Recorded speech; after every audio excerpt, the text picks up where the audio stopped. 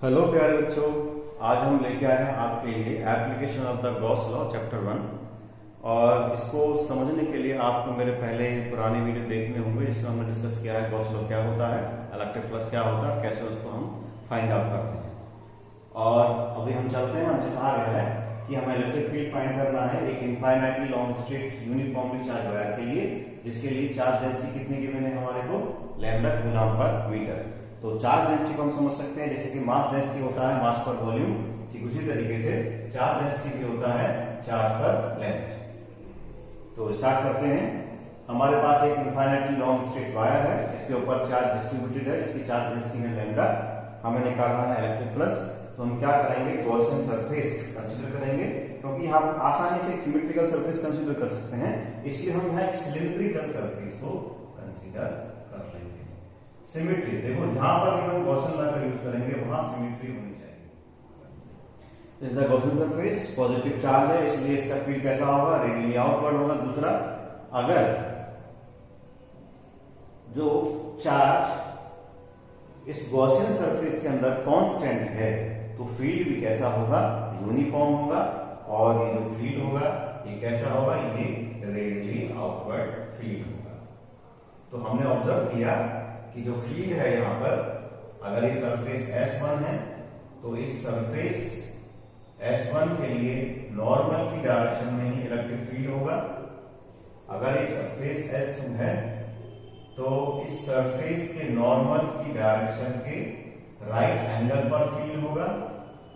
और अगर ये सरफेस S3 है तो यहां से भी इलेक्ट्रिक फील्ड की डायरेक्शन राइट एंगल पर नॉर्मल के रहेगी। तो first of all we find the net electric flux. क्या करेंगे सबसे पहले, net electric flux passing through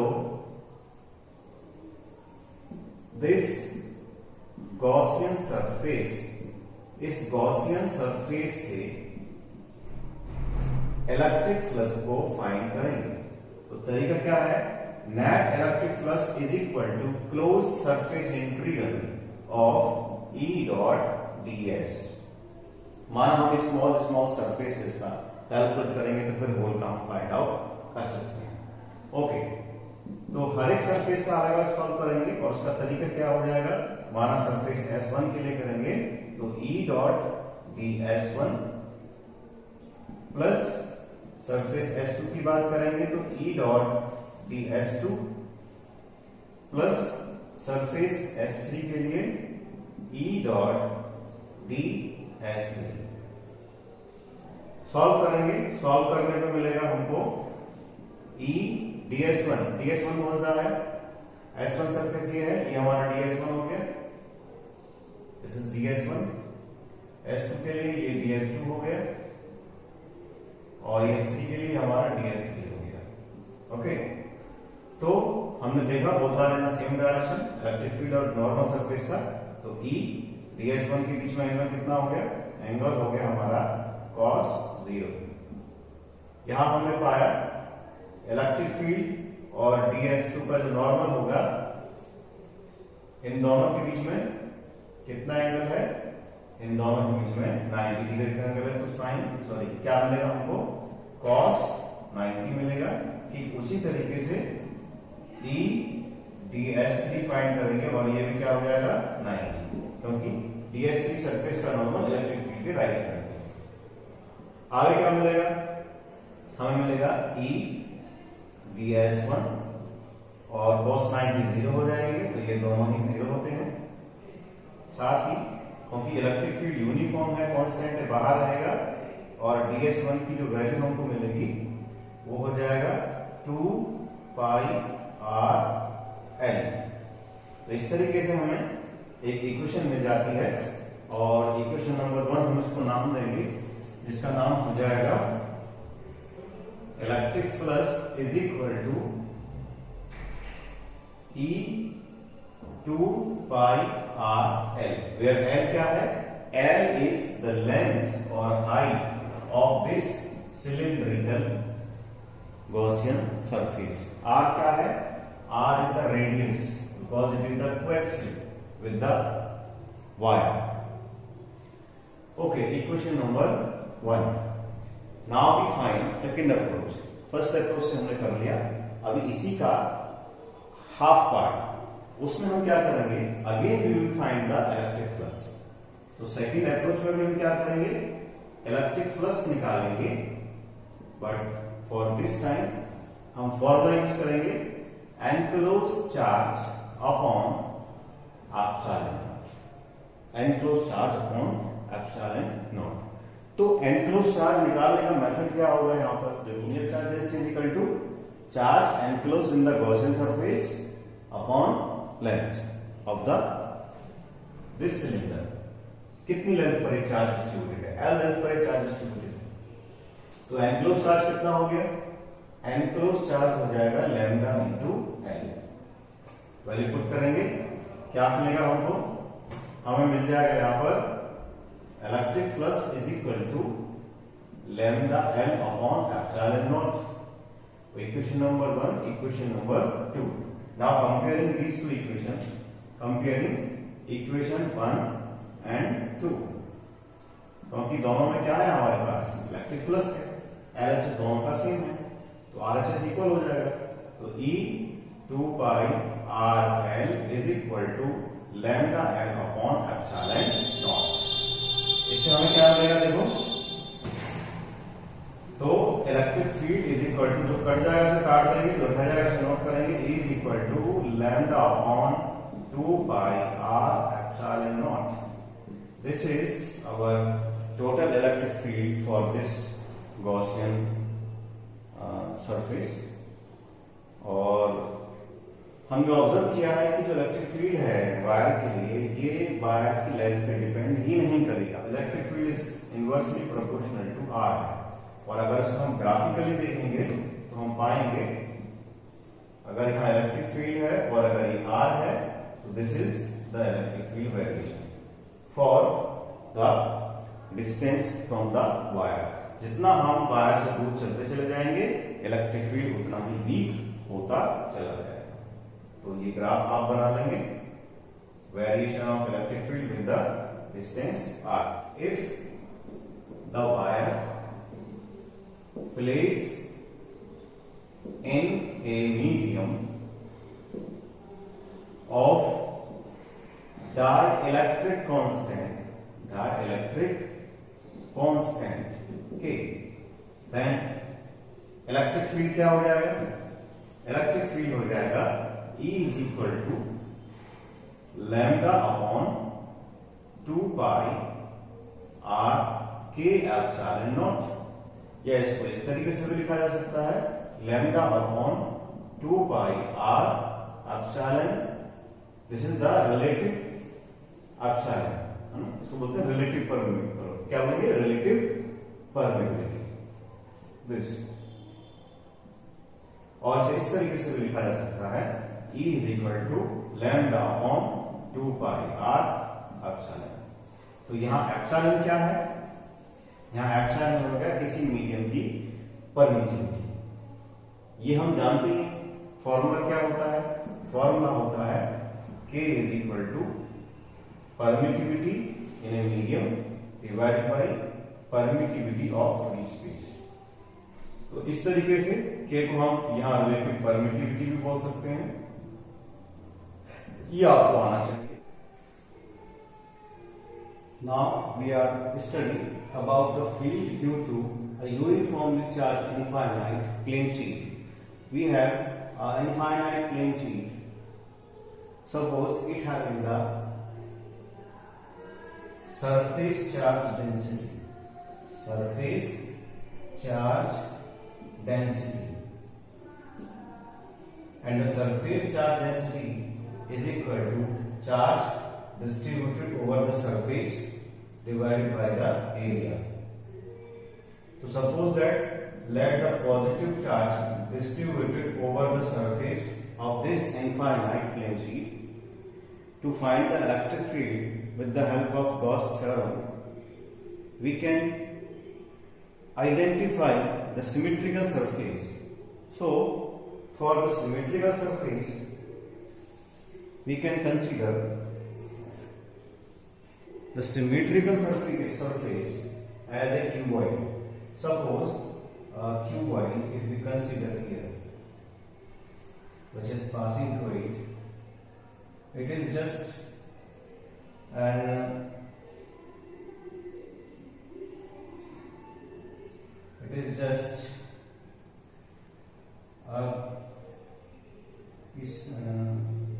Gaussian surface. Suppose it is the Gaussian surface. So, because this is the positive charge and the electric field for this positive charge is outward from this plane sheet. So, electric field moving in this direction. Similarly, electric field goes in this direction. As I told you in last case, if the charge is constant over this plane sheet, then electric field is uniform and constant. So, we can identify the net electric flux passing through this surface, because electric field passing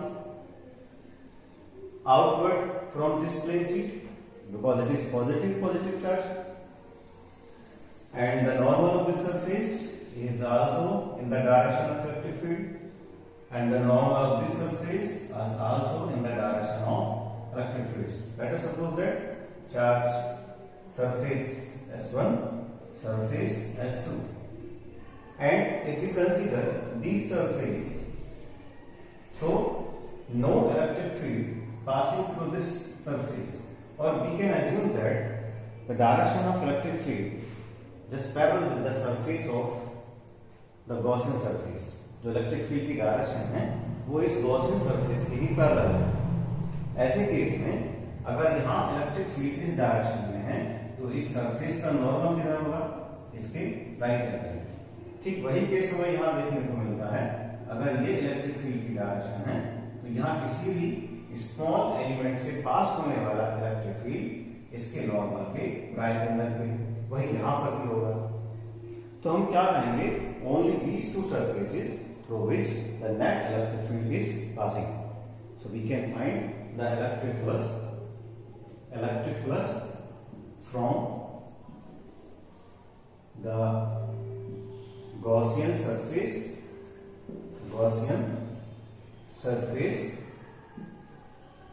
and it is कितना हो जाएगा,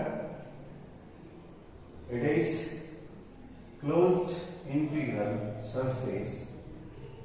surface integral of E dot dA या ds, जो भी हम लगाने।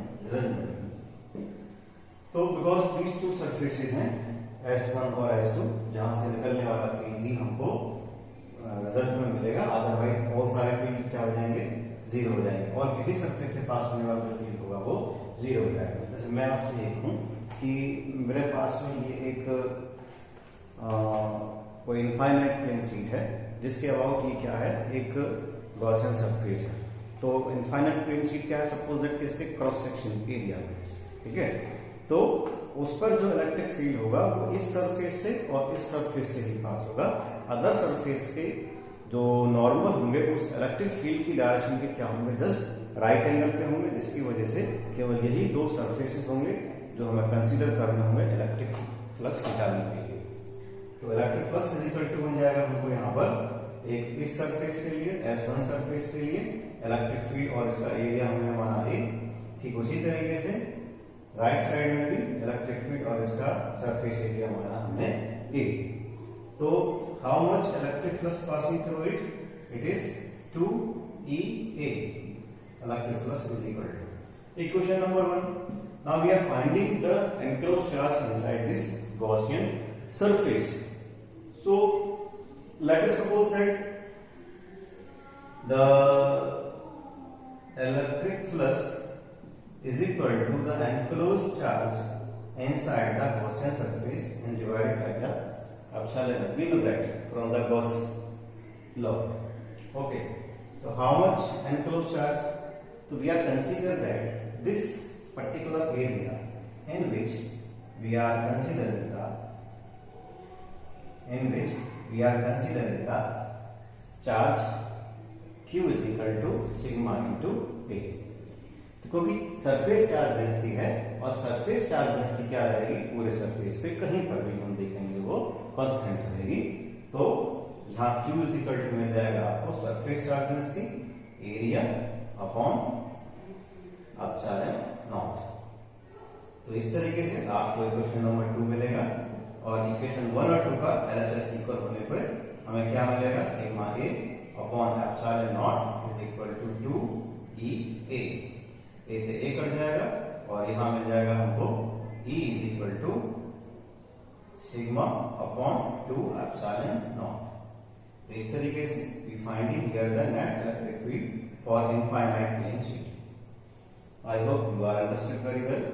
Suppose that in that case, if a dielectric constant material filled in place of the free space, suppose that हमारा जो प्लेन शीट है वो एक ऐसे मटेरियल के अंदर फिल किया हुआ है जिसका डाइलेक्ट्रिक कांस्टेंट ठीक है। तो फॉर या when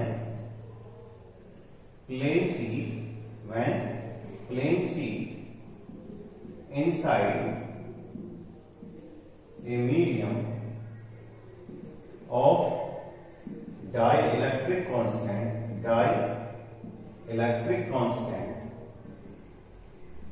K, then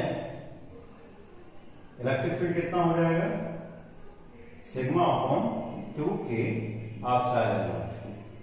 इस तरीके से हम इलेक्ट्रिक फील्ड निकाल सकते हैं एक इनफाइनाइट प्लेन शीट के लिए। हमने क्या किया है इसको आप फिर से समझ लीजिए। हमने एक गॉसियन सरफेस कंसीडर कर लिया है जो एक क्यूबॉइडल शेप में है, या कई जगह हम लोग क्या करते हैं इसको, कई जगह पर हम इसको एक सिलिंड्रिकल सरफेस भी कंसीडर कर लेते हैं इस तरीके से। तो जो सरफेस चार्ज इसके ऊपर डिस्ट्रीब्यूटेड है उसके लिए ये इलेक्ट्रिक फील्ड की डायरेक्शन होगी। तो केवल इन दोनों सरफेसेस के लिए ही हम इलेक्ट्रिक फील्ड निकालते हैं और बाकी सब के लिए इलेक्ट्रिक फील्ड जो नेट इलेक्ट्रिक फ्लक्स होता है हमारा वो 0 हो जाएगा, रेडियली आउटवर्ड होगा यहाँ से। केवल इन दो सरफेस के लिए ही हम फाइंड आउट करेंगे और तरीका निकालने का सिर्फ यही है कि नेट इलेक्ट्रिक फ्लक्स हमको दोनों ही केस में निकालना होगा, एक सिंपल इलेक्ट्रिक फ्लक्स के फॉर्मूले से और दूसरा गॉसियन थ्योरम की हेल्प से। Now we are doing a numerical problem. Suppose that आपसे कहा जाए कि you have a plane sheet, you have a plane sheet of charge density sigma 1 and you have the another plane sheet of charge density sigma 2, sigma 1 and sigma 2. These are two infinite parallel plane sheet, both having the charge density sigma 1 and sigma 2. Let us suppose that the area of these two planes are same. अब आपसे कहा गया है find the net electric field in these 3 region 1, 2 and 3। Question बहुत simple होते हैं इसलिए आपको बनाने आना चाहिए। क्या कहा गया है, find net electric field in region 1, 2 and 3। Region 1, 2 and 3 में इलेक्ट्रिक फील्ड आपको निकालना है। तो suppose that if the charge density is positive, let us suppose that if the charge density is positive, suppose that, तो because of the positive charge the field is outward in this direction, let us E1 and this is E1 also। क्योंकि इसके ऊपर positive charge है इसलिए field की direction है। इस reason में फील्ड की डायरेक्शन भी फील्ड आउटवर्ड होगा। ठीक उसी तरीके से अगर ये चार्ज डेंसिटी ये भी प्लस है तो इसके लिए फील्ड की डायरेक्शन E2 और यहां पर भी E2। ऐसे केस में हम इलेक्ट्रिक फील्ड निकालेंगे और in first region electric field, net electric field कितना हो जाएगा, we have seen these two fields are in the same direction and also we know that the electric field for single plate के लिए electric field कितना होगा? अभी हमने observe किया है गॉस लॉ की हेल्प से, अगर हम प्लेट फर्स्ट के लिए निकालेंगे, इसकी सरफेस चार्ज डेंसिटी सिग्मा 1 है और एरिया ए है, तो कितना निकल के आएगा बताइए? सिग्मा 1/2 एप्सिलॉन नॉट, और E2 के लिए भी सिग्मा 2/2 एप्सिलॉन नॉट। तो आई होप कि आपको समझ में आ गया होगा रीजन फर्स्ट में नेट इलेक्ट्रिक फील्ड। अभी हम निकालेंगे net electric field in region 2। तो रीजन 2 में भी नेट इलेक्ट्रिक फील्ड आप सब देख रहे हैं, both are in the opposite direction. अगर ये पॉजिटिव डायरेक्शन है, ओके लेट अस, अगर ये पॉजिटिव डायरेक्शन है तो ये नेगेटिव डायरेक्शन, तो ऐसे में both are in the negative direction, so these are commonly negative. Okay, this is in positive direction, this is in negative direction, so E1 minus E2, E1 कितना हो जाएगा? Sigma upon 2 epsilon naught, और E2 हो जाएगा sigma 2 upon 2 epsilon not. This is the net electric field in the region 2. Now we are finding the electric field in region 3rd. So electric field in region 3rd is equal to, we have seen both field in the same direction, both are in positive direction. So we can find E1 plus E2, and its value is sigma 1 upon 2 epsilon naught plus sigma 2 upon 2 epsilon naught. This is the general case of this problem. Okay, suppose that आपसे कहा जाए कि surface charge density same है, क्या कहा जाए कि surface charge density same है, माना sigma 1 is equal to sigma 2। तो if sigma 1 is equal to sigma 2 हो जाएगा, तो यहां पर आपको क्या मिलेगा? Both are same. तो इस केस में यह आपको मिल जाएगा सिग्मा अपॉन एप्सिलॉन नॉट। ये कब होगा? ये तब होगा if sigma 1 is equal to sigma 2। कब होगा? If sigma 1 is equal to sigma 2, और वो भी कैसा होगा? माइनस। ठीक उसी तरीके से ये क्या देगा आपको? 0, लेकिन ये कब होगा? If sigma 1 is equal to sigma 2। ठीक उसी तरीके से यहां पर आपको मिलेगा सिग्मा अपॉन एप्सिलॉन नॉट, लेकिन कब? जब sigma 1 is equal to sigma 2। तो यहां पर समझ में आना चाहिए। कई बार क्या होता है कि अगर एक प्लेट पॉजिटिव है और एक प्लेट नेगेटिव है, उसे आप खुद सॉल्व करेंगे। मैं क्वेश्चन नोट करता हूं and you will write yourself.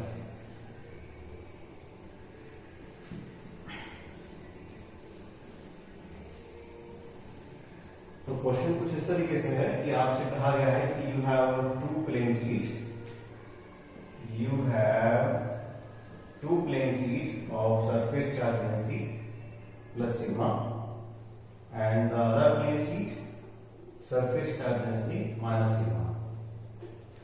Now these 2 plates are placed in free space, and you are finding the net electric field in region 1, region 2, region 3. Find net electric field, find net electric field in region to a point of in point 1, 2 and 3। In 3 point पर, इन 3 reason में या 3 point पर क्या करना है? Net electric field निकालना है। ये क्वेश्चन आपको सॉल्व करेंगे और इसका मुझे आंसर कमेंट बॉक्स में लिख के बताएंगे।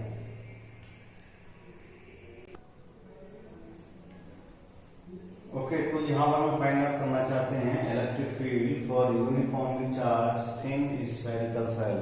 हमारे पास एक थिन स्फेरिकल सेल है जिसके ऊपर जो सरफेस चार्ज डेंसिटी है sigma is equal to Q upon, अगर इसका सरफेस रेडियस अगर r है तो 4 pi r square. So this is the surface charge density. The charge distributed uniformly over the surface of this spherical cell, and we have to find out the net electric field. Find net electric field when, कहाँ निकालना चाहते हैं? When r is less than capital R is equal to r, and r is greater than the radius of spherical cell. Spherical shell की radius r है. 3 point पर हम net electric field निकालना चाहते हैं स्फेरिकल सेल के अंदर, surface पे और outer the surface. We find the electric field for r less than radius of this spherical shell. This is the Gaussian surface we consider. तो electric field is equal to 0 when r is less than radius of the spherical cell. Why? Because enclosed charge inside the Gaussian surface, enclosed charge inside the Gaussian surface कितना हो जाएगा? Is 0. भाई सारा charge कहाँ है? सारा charge तो इस थिन स्फेरिकल चार्ज के ऊपर, सेल के ऊपर यूनिफॉर्म डिस्ट्रीब्यूटेड है. तो there is no charge inside the Gaussian surface. तो फर्स्ट केस में नेट इलेक्ट्रिक फील्ड क्या हो जाएगा? 0. ओके, जब चार्ज नहीं है तो फ्लक्स भी 0 होगा, फ्लक्स 0 होगा तो इलेक्ट्रिक फील्ड भी 0 हो जाएगा. अभी मैंने आपको पता था ना, net electric flux is equal to enclosed charge upon epsilon naught. तो if enclosed charge is equal to 0 हो जाएगा तो फ्लक्स कितना हो जाएगा? फ्लक्स 0 हो जाएगा. और अगर फ्लक्स 0 हो जाएगा तो इलेक्ट्रिक फील्ड कितना हो जाएगा? बताइए, इलेक्ट्रिक फील्ड कितना हो जाएगा? यही 0 है तो इलेक्ट्रिक फील्ड भी 0 हो जाएगा. तो electric field is equal to कितना हो जाएगा? Electric field is equal to 0. तो देयर इज नो नेसेसरी कि इतना आपको लिखना पड़े. आप एक लाइन में बता सकते हो, if the Gaussian surface considered inside the spherical cell and that all charge distributed over the surface of spherical cell, so in that case net electric field is equal to 0.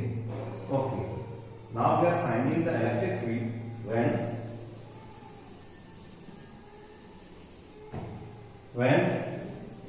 r is equal to r. अगर हम surface पर ही net electric field निकालेंगे surface के लिए, तो हमें क्या करना पड़ेगा? हम फिर से एक गॉसियन सरफेस कंसीडर करेंगे जिसके अंदर ये सारा का सारा चार्ज एनक्लोज हो जाएगा. ऐसे केस में हमें करना क्या होगा कि electric flux is equal to मिलेगा surface close surface integral E dot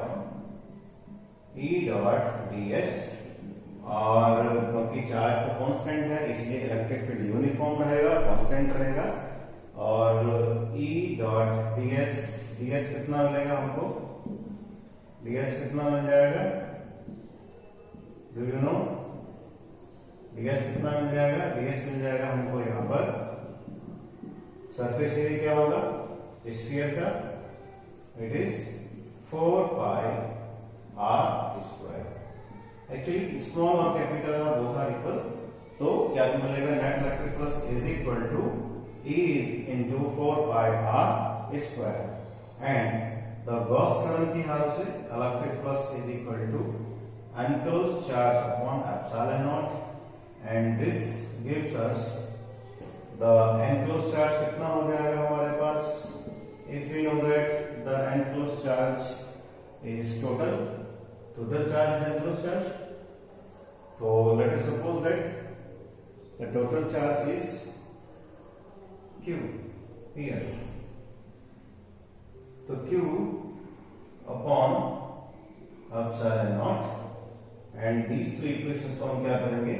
compare करेंगे. दोनों में LHS हमारा सेम है. ये कहां से आया? ये आया बाय गॉस लॉ. ये कहां से आया? By law of electric flux और ये बाय गॉस लॉ। दोनों कंपेयर करेंगे, कंपेयर करके मिलेगा हमको E 4 pi r square is equal to q upon epsilon naught and E is equal to q upon 4 pi epsilon naught r square. So this is the electric field when the r is equal to the surface radius of the spherical cell. Note करेंगे, point number 3 पे आगे बढ़ेंगे। इसके बाद हम point number 3 में आपसे कहा गया है कि क्या होगा जब r हमारा, हम एक ऐसा पॉइंट कंसीडर करें जो इस स्फेरिकल सेल्स की रेडियस के भी बाहर हो। तो ऐसे केस में हमें क्या करना होगा? Suppose that for third case we consider the Gaussian surface outside this spherical cell.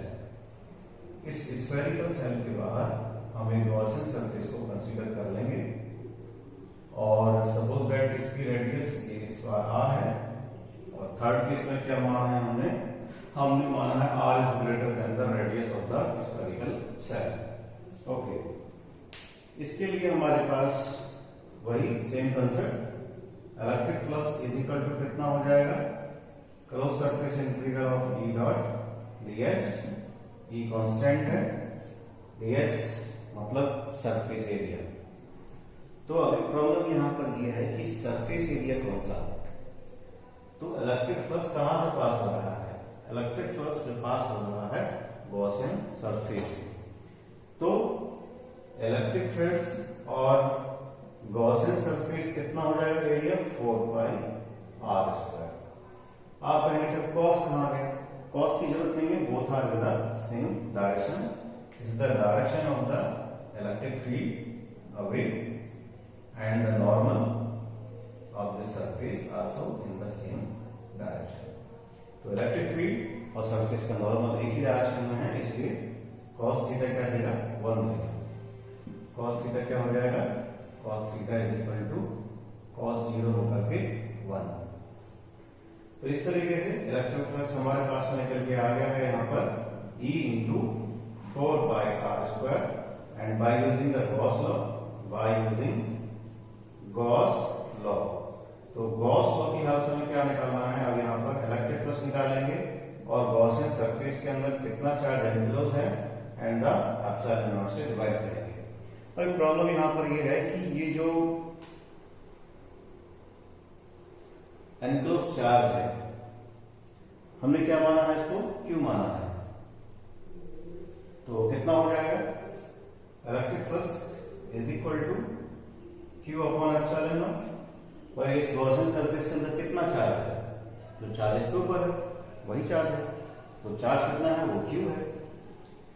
तो इस तरीके से इक्वेशन 1 और इक्वेशन 2 को हम कंपेयर कर लेंगे और कंपेयर करके हमको मिलेगा electric field 4 pi r square is equal to Q upon epsilon naught and electric field is equal to Q upon 4 pi epsilon naught r square।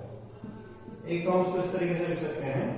दूसरा, अगर हम इस Q की वैल्यू भी पुट कर दें मान लीजिए यहां से, तो अगर हम Q की वैल्यू पुट करेंगे तो ये देगा हमको E is equal to Q कितना हो जाएगा? Q हो जाएगा हमारा sigma 4 pi r square divided by 4 pi epsilon naught r square। कितना हो जाएगा? 4 pi epsilon naught r square। इसको हम सोल्व करेंगे, जो कट जाएगा उसे काट देंगे, जो रह जाएगा उसे नोट करेंगे। तो sigma r square upon epsilon naught r square। This is the net electric field outside the spherical cell.